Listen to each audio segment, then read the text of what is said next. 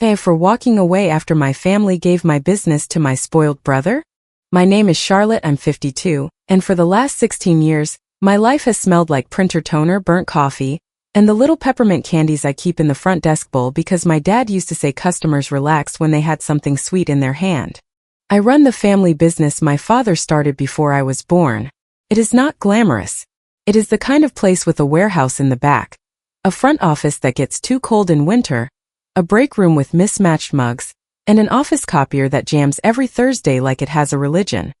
We have a loading dock that sticks when it rains and a conference room table with one wobbly leg nobody has fixed because everybody knows where to sit around it.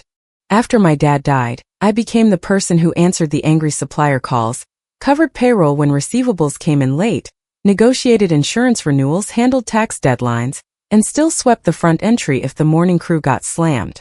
My mother calls it helping out. My younger brother Blake calls it the family legacy. Funny how the person who says legacy the loudest is usually the one who has never stayed late to fix it. My dad built the company with 1 truck, 2 rented storage units, and a habit of remembering everyone's name. He was not a soft man, but he was fair. He trusted me with the books before he trusted anyone else with the company truck. When I was 22, he sat me down with a stack of invoices and said, "A business doesn't run on speeches, Char. It runs on the person who remembers to renew the insurance before the roof leaks." That was my dad. Practical to the bone. When he died 16 years ago, there was no graceful transition. There was a funeral on Wednesday, a bank meeting on Thursday, and payroll on Friday. 23 families needed direct deposits to clear. One large customer had a shipment sitting in the wrong state. We had a workers' comp audit scheduled for the following week, 3 vendors threatening to put us on credit hold, and a quarterly tax filing due before I had even cleaned out my father's desk. I did not take over because I wanted a title. I took over because if I didn't, the place would have folded before the sympathy flowers wilted. The first payroll after my father's funeral almost bounced. I remember sitting at my kitchen table with my laptop open, wearing the same black dress I had worn to the service because I had not had the energy to change. I moved money from my savings into the company account as a temporary bridge. I told myself it was only until receivables came in. Then I cried into a paper towel, got up, and sent the payroll file before the direct deposit cutoff. That was how most of my life went for a long time. Put out the fire. Make the call. Smile at the front desk. Keep the candy bowl full. Blake was different. Blake is 47, charming in the way some people are charming because they have never had to carry anything heavier than a room's attention. He is good-looking, easy with a handshake, and always dressed like he is heading to a networking lunch even when he is just coming to ask for money. He could talk to strangers for 10 minutes and leave them thinking he was important. He came to holiday parties. He came to client golf outings if somebody else paid. He showed up for the annual photos, stood beside my mother and the framed picture of Dad, and spoke warmly about our people-first culture. At one supplier dinner, he gave a toast about our dedicated team and mispronounced Eddie's name. Eddie had been our warehouse manager for almost 30 years. Afterward, Eddie leaned toward me and said, "Should I start calling him Brick?" I nearly choked on my iced tea. My mother, Marilyn, has always seen Blake through a soft focus lens the rest of us were not issued. If Blake missed a meeting, he was busy building connections. If he borrowed money, he was between opportunities. If he gave advice about the business without understanding basic purchase orders, he had vision. I once told my mother, "Blake has business cards." That is not the same thing. She gave me the look she saved for when I was being, in her words, difficult. "Your brother has a different gift," she said. "You've always been good with the hard parts, sweetheart. That doesn't mean you have to be the face of it. The hard parts cash the checks," I said. She did not like that. For years I swallowed it. I told myself my mother was from a different generation. I told myself Blake's ego was annoying but harmless. I told myself the company mattered more than family nonsense. Every time my mother said, "Your father would have wanted Blake involved," I heard my dad's actual voice in my head saying, "Involved means showing up before lunch." But I stayed calm. I kept the books clean. I made sure W-2 forms went out on time. I answered employee questions about health insurance. I negotiated payment terms when vendors tightened credit. I renewed the commercial lease when our landlord tried to raise the rent beyond reason. I sat through bank reviews and explained our seasonal cash flow.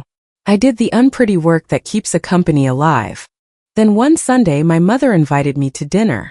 That should have been my first warning.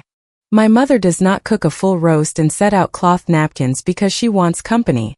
She does it when she wants control. Her dining room looked like a magazine page. Candles, polished silver, the good china, lemon bars cooling on the sideboard. Blake was already there when I arrived, wearing a navy blazer indoors and scrolling on his phone. Big family dinner? I asked. My mother kissed my cheek. Just us. I thought it would be nice. Blake looked up and smiled. Hey Char. He said it too casually, like someone who had rehearsed sounding relaxed. Dinner was polite in the way bad weather is polite before the sirens start. My mother asked about the office but only generally. Blake talked about some leadership podcast he had been listening to. He used the word scalability 3 times while cutting his roast. After dessert, my mother folded her napkin, placed it beside her plate, and slid a folder across the table. There it was. What is this? I asked. A transition agreement, Blake said, leaning back in his chair. Nothing scary. Just formalizing what we've all been circling around. We have not been circling around anything, I said. My mother's mouth tightened. Charlotte, don't start defensive. I opened the folder. The document was titled Management Transition Agreement. My eyes moved down the page, and the room seemed to get quieter around me. The agreement would remove my operational authority, route final decision-making through Blake, give him access to company financials and client lists, and leave me in a support role for continuity. It also contained language that would have kept me involved with existing obligations until Blake completed his onboarding process. Blake had already signed his parts in blue ink. My mother watched my face like she was waiting for me to perform gratitude. No, I said. Blake blinked. No as in you have a question, or no as in you're doing the thing where you make this harder than it has to be? I mean no as in I am not signing this. My mother sat back. Your brother deserves a chance. He has had chances. He deserves to stand in front. This business carries your father's name and spirit, even if not legally. It is time for a man in the family to be attached to it. I stared at her. There are moments when an insult is so clean and old-fashioned that you almost admire its confidence. Blake lifted both hands. You'd still be important, Char. Nobody is saying you're not valuable. You're great at the details. The details are the business. He gave a little laugh like I had said something emotional. I'm talking about leadership. I'm talking about payroll, tax filings, vendor credit, client contracts, insurance renewals, lease terms, purchase orders, workers' comp, and the bank line of credit. Which one of those are you prepared to lead by Monday morning? My mother's voice sharpened. Why can't you do one thing for this family without making it ugly? Because you handed me a contract, not a casserole. Blake sighed. This is exactly why Mom wanted to do it gently. I closed the folder and put it back on the table. I will have an attorney review anything before I sign it. My mother's face changed. Not dramatically. Just enough for me to see the real plan under the nice table setting. An attorney, she said. For family. For a contract. You are humiliating your brother. No, I said, standing. You are asking me to sign away authority in a company I've run for 16 years because you like the way he looks at a podium. Those are different things. Blake muttered. Unbelievable. I took my purse and left without a lemon bar. The next morning, Blake showed up at the office at 8:10 wearing a pressed shirt, polished shoes, and a travel mug he would later abandon in the conference room for Monica to find 3 days later. He walked around greeting employees like a candidate visiting a diner. Changes are coming, he told 2 warehouse guys near the loading dock. Good changes. Everybody just hang tight. By lunch, 3 employees had asked me whether their jobs were safe. I found Blake in the conference room with his laptop open and his feet under my father's old chair. Why are employees asking me about restructuring? I asked. He looked up. I'm just getting familiar with my future role. Then start with learning where the breaker panel is. He smiled like he was humoring me. You know, this is what I mean. You take everything personally. I take vague comments about people's livelihoods personally, yes. Over the next 2 weeks he kept appearing. He asked Monica for monthly sales reports he had never cared about before. He requested access to a vendor portal and called purchase orders procurement tickets. He sat in on a customer call and said nothing for 20 minutes, then told me afterward I should sound more visionary. I told him I would try to be more visionary the next time a shipment got rejected for missing documentation. Then Monica shut my office door one afternoon with the careful quiet of someone carrying bad news. Monica is 44, sharp-eyed, practical, and one of the few people who can look at a mess of invoices and find the one missing number without touching her coffee. She put a printed email on my desk.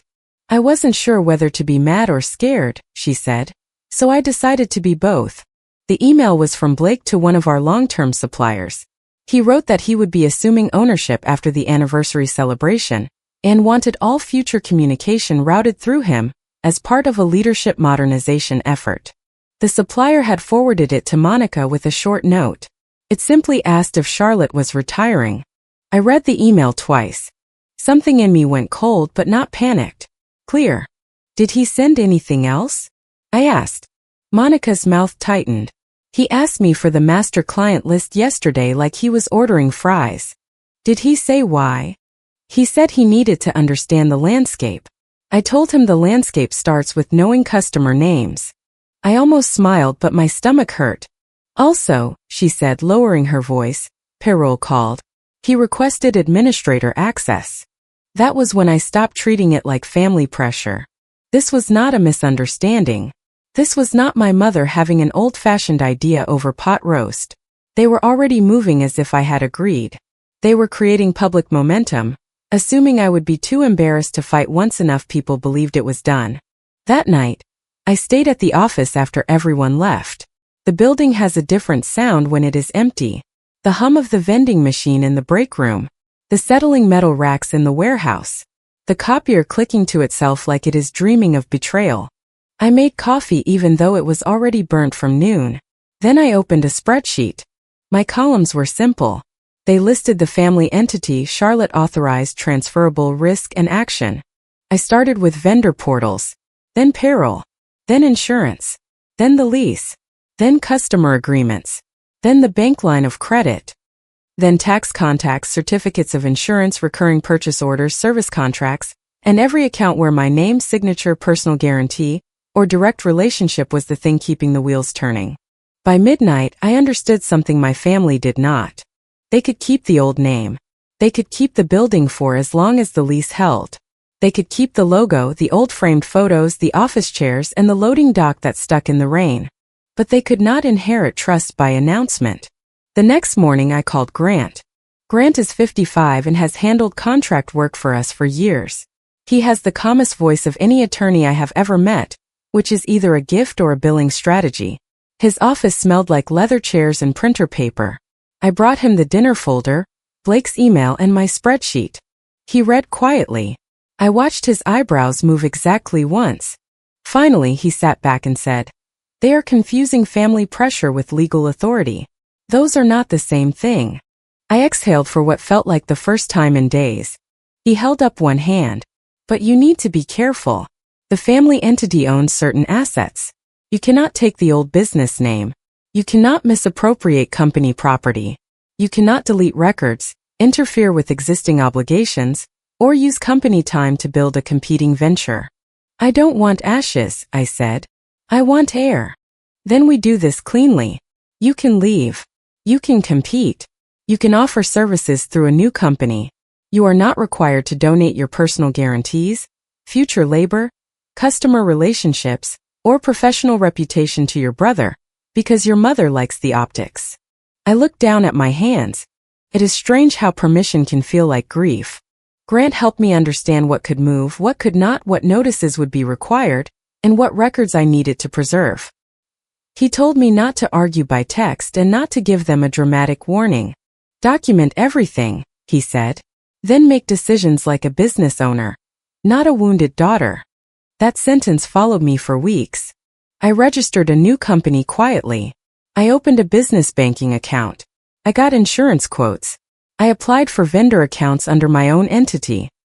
I worked evenings and weekends from my kitchen table, building a continuity plan with more care than anyone in my family had ever used when discussing my future.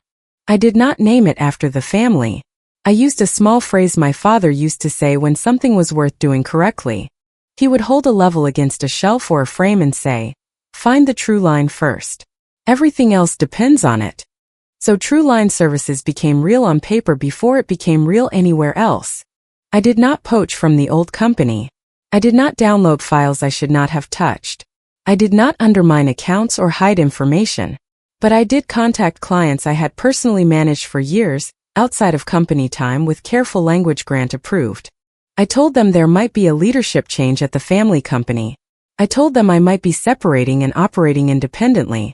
I told them I would not pressure anyone, but if they wanted service continuity through my new entity after my departure, I could discuss that professionally. Most of them were not surprised. Tessa, who represented one of our biggest long-term clients, actually laughed when I called. "Charlotte," she said, "no offense, but I wondered when you were going to stop letting them put your brother in photos." I rubbed my forehead. "You noticed. He left me a voicemail last week and called me Tracy." I closed my eyes. "It's not the worst name," I said. "It is when we have been doing business together for 11 years. I am sorry. You don't need to apologize for him. Listen, I don't care whose last name is on the wall.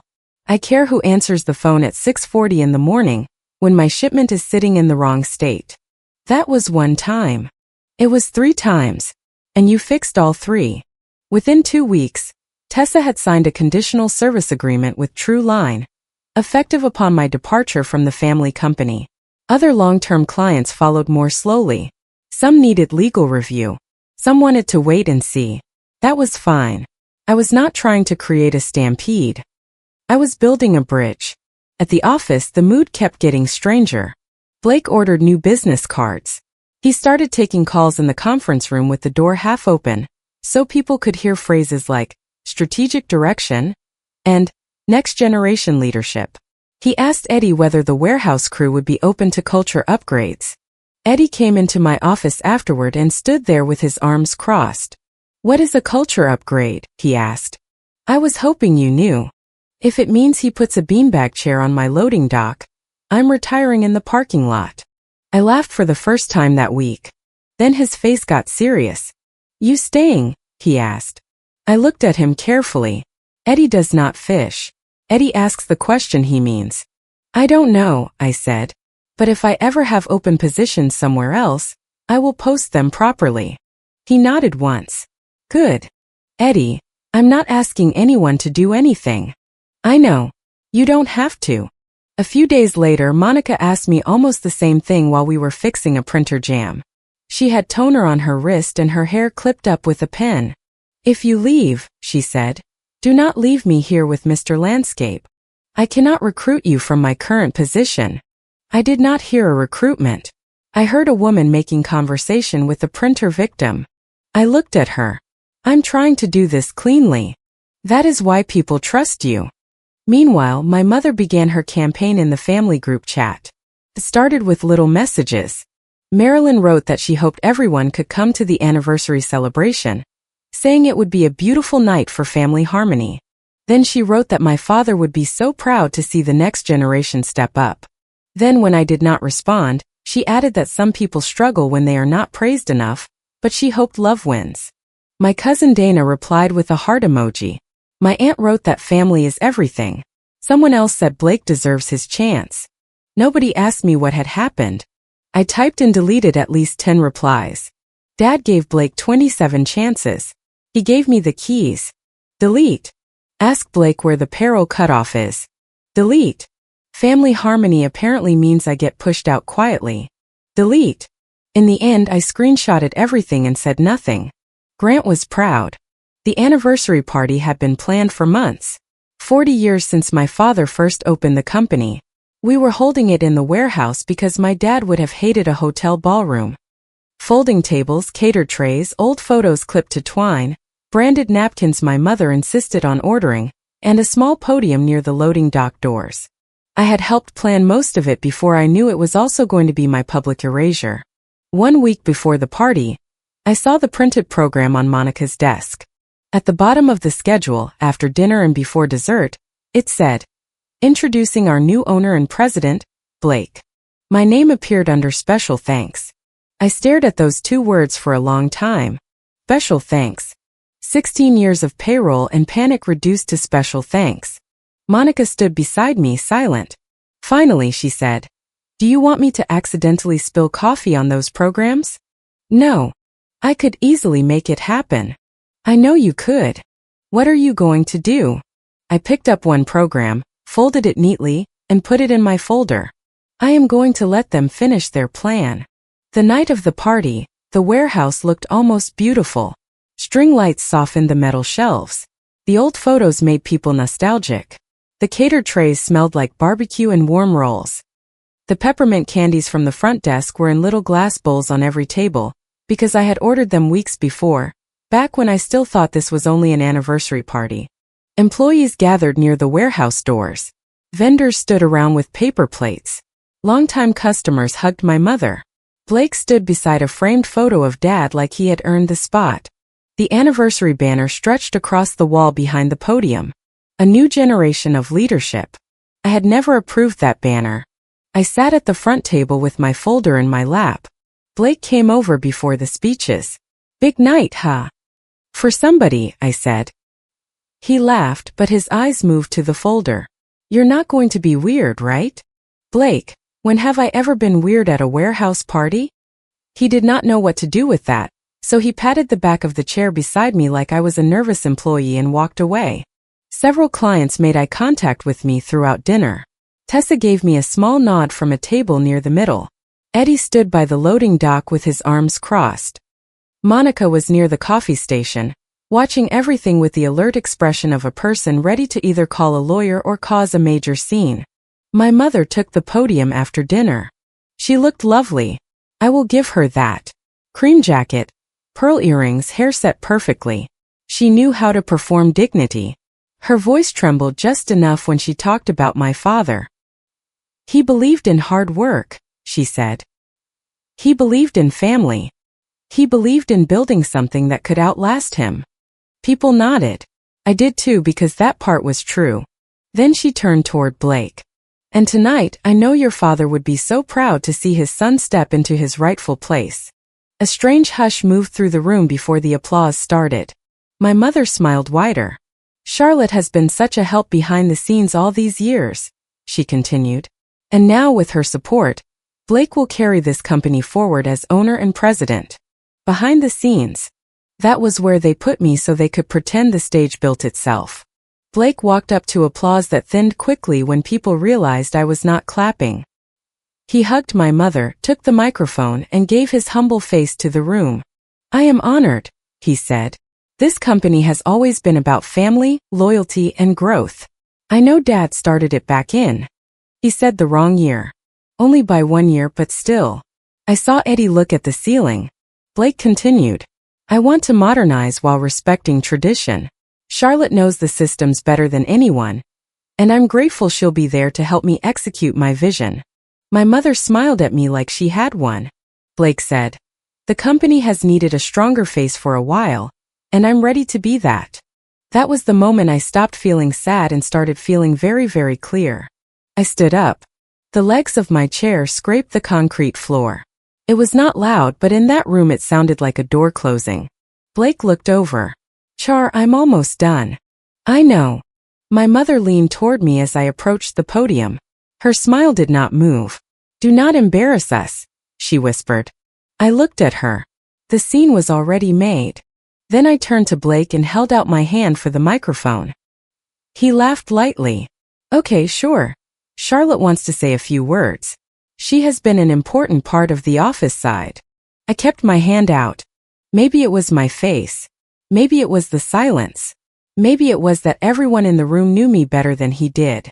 He gave me the microphone. I did not yell. I did not shake. My folder opened cleanly on the podium. "Since my role was just described publicly," I said, "I think it is fair to clarify it publicly." My mother's face hardened.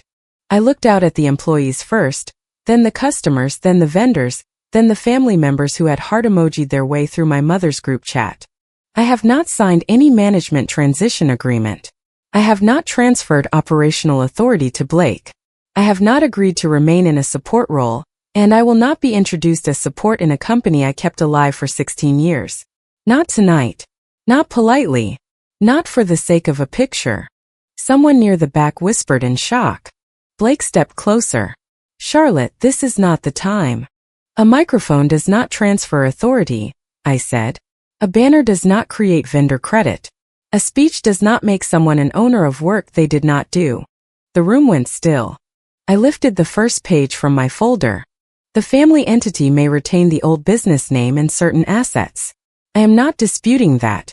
But vendor relationships, payroll authorization, insurance contacts, banking communication, lease negotiations, customer account management, and several active service agreements have been handled through my authorization, my signature, or my direct professional relationship for years.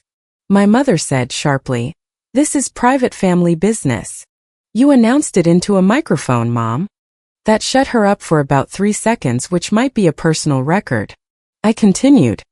Blake has been representing himself to suppliers as assuming ownership after this event. He requested payroll administrator access. He asked for the master client list. He and my mother presented me with an agreement that would strip my authority while leaving me responsible for obligations during his so-called onboarding. I held up Blake's supplier email. I did not read the whole thing. I did not need to. The heading and his name were enough. I have preserved records. I have sought legal advice. I have not harmed this company. I have not taken its name, its equipment, or its building. What I am taking is myself, my work, and the relationships I earned. Blake's face had changed. He was still trying to look relaxed, but his mouth had gone flat. Effective immediately, I said. I resigned from the family company. A murmur moved through the room. I placed my written resignation and a transition packet on the podium. Grant had helped me prepare it. It contained passwords and contacts I was allowed to provide, pending items, compliance deadlines, and a list of what required new authorization from Blake if he intended to operate. I have started an independent company, True Line Services. Some of you already know that. Some of you do not. I will be operating from there going forward, with clean contracts and clear boundaries. Anyone who chooses to remain here has my respect. Anyone who chooses to contact me professionally knows how to reach me. For a second, nobody moved. Then Tessa stood. Blake looked relieved for half a heartbeat, probably thinking she was about to defend the event. She did not. For the record, Tessa said, our company has already signed with Charlotte's new company for service continuity. Tracy, I think we should discuss our options, Blake started to say, but she cut him off. It is Tessa, she said, calm as glass. And we did discuss it. With Charlotte. Our contract follows competence. Someone coughed into a napkin. Eddie pushed away from the wall and walked to my side. He did not make a speech. Eddie would rather endure a root canal than make a speech. He just stood there, solid and tired and loyal. Monica joined us next, carrying her purse and one of the candy bowls. I looked at it despite myself. She shrugged. These are yours emotionally. That broke the tension just enough that a few people laughed quietly. My mother did not laugh. You planned this, she said. Her voice was low and shaking. You humiliated your family. I turned to her. You promised him an announcement before I agreed to anything. You put my name under special thanks. You called 16 years of work behind the scenes. You chose public. I chose accurate. Blake snapped. You are being vindictive because you couldn't handle not being in charge. I looked at him for a long moment. No, Blake. I handled being in charge. That was the part you never understood. My mother's eyes filled with angry tears. Your father would be ashamed of you. That one landed. I will not pretend it didn't. For 1 second I was 10 years old again, standing in my mother's kitchen, trying to be good enough not to make things tense. Then I looked at the old photo of my father behind Blake. Dad in his work shirt, one hand on a delivery truck, squinting into the sun. No, I said. Dad knew who showed up. My mother stepped closer. I wanted peace. No, Mom. You wanted obedience with a smile. Her face went pale. I handed the microphone back to Blake, who looked like he had just been given a tool he did not know how to use. Then I walked out through the side door by the loading dock, with Eddie, Monica, and the sound of a room full of people realizing the party favors had outlasted the plan. The next few days were not dramatic in the way people imagine. No one threw papers in the air. No one marched into the office in slow motion. Real consequences arrive mostly by email. On Monday morning, Blake tried to run payroll and discovered he could not access administrator functions because he had never completed the authorization forms. Payroll would not add him because he was not listed as an approved administrator and had no proper corporate resolution on file. His first voicemail to me was angry. "You made your point. Call me back." The second was sharper. "You can't just abandon everyone." By the fourth, he sounded scared. "Charlotte, the direct deposit cutoff is today. I need you to tell me what to do." I saved the voicemail and forwarded it to Grant. I did not call Blake back. I did, however, respond through counsel with a reminder that I had provided a transition packet and that any future communication should go through the attorney regarding company matters. Vendors required new credit applications. Some reduced terms immediately because Blake had no operating history with them. One asked for a personal guarantee, and Blake apparently told them he would circle back after evaluating the capital structure. The vendor put the account on hold. The insurance broker needed updated officer information and loss history confirmations. The bank requested documentation for the line of credit review. Customers called the front office and asked for me. When Blake told one of them I was no longer there but he would personally handle their account, they asked him basic questions about their ordering schedule. He could not answer. Employees did not all quit at once. They had mortgages, kids, health insurance, and vacation time banked. Real people do not leap off cliffs for symbolism, but they did start making decisions. Monica submitted a proper resignation letter 3 days after the party. Eddie gave 2 weeks, mostly because he refused to leave the warehouse crew without a handoff. 2 account coordinators followed, then one of the senior warehouse leads. They came to me only after they had resigned, and I hired carefully, with offer letters, start dates, and no stolen files. I started Trueline in a modest rented office between a dental billing service and a place that repaired small engines. The carpet was ugly. The coffee was worse. The copier jammed on day 2, which Monica took as a personal attack. Eddie walked in, looked around, and said, "At least the loading dock works." "We don't have a loading dock yet," I said. "Exactly. Nothing to stick in the rain. We worked hard. Not movie montage hard. Regular hard. Long calls, revised contracts, vendor onboarding, insurance certificates, new purchase order systems, fresh payroll setup, state registrations, tax accounts, service calendars, and all the boring pieces people ignore until they break. Tessa's company stayed with us. Others followed after their contracts allowed. Some did not, and that was fine. I did not need to win everyone to know I had made the right choice. The old family business limped along for several months.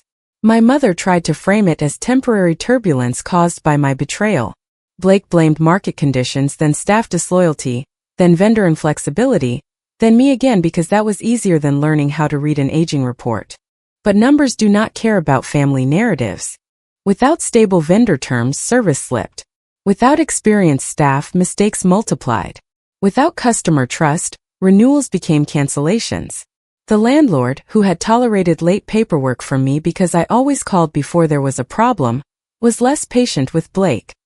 Eventually, the lease was not renewed on favorable terms. Equipment was sold. The old sign came down on a gray Thursday afternoon. Monica found out from a vendor and told me quietly. I went home that night and cried. Not because I regretted leaving. I did not. But grief is not always logical. That building held my father's laugh, my 20s, my bad coffee, my emergency payroll nights, Eddie yelling at a forklift, and Monica labeling files like civilization depended on it.